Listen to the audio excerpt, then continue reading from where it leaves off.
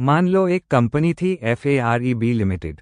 FAREB limited का जन्म हुआ FARB और AMP को एक पुराने पार्टनरशिप फर्म को अक्वायर करके। लेकिन प्रॉब्लम ये थी कि FARB और AMP को पहले से ही इलीगल एक्टिविटीज़ में इन्वॉल्व था। FAREB लिमिटेड के प्रमोटर्स ने कंपनी इनकॉर्पोरेट करते समय कुछ फॉल्स इन्फॉर्मेशन दी और कुछ मटेरियल फैक्ट्स हाइड किए, यानी इनकॉर्पोरेशन में सच छुपाया गया और झूठ बोला गया।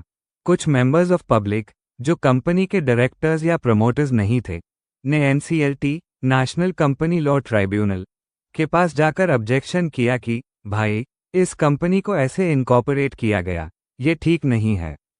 अब NCLT सोच रहा था कि ऑर्डर पास करके मेंबर्स की लायबिलिटी अनलिमिटेड कर दे, यानी मेंबर्स अपने पर्सनल एसेट्स से भी कंपनी के डेट्स चुकाने के लिए जिम्मेदार होंगे।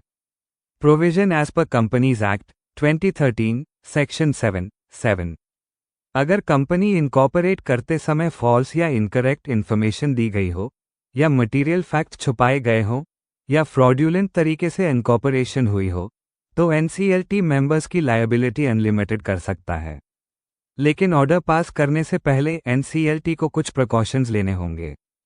कंपनी को reasonably opportunity of being heard देना।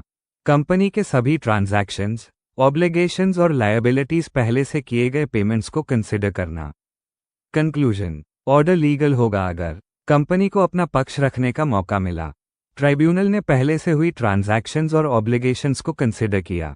मीनिंग, अगर इनकॉर्पोरेशन में फ्रॉड हुआ है तो NCLT मेंबर्स की लायबिलिटी अनलिमिटेड कर सकता है।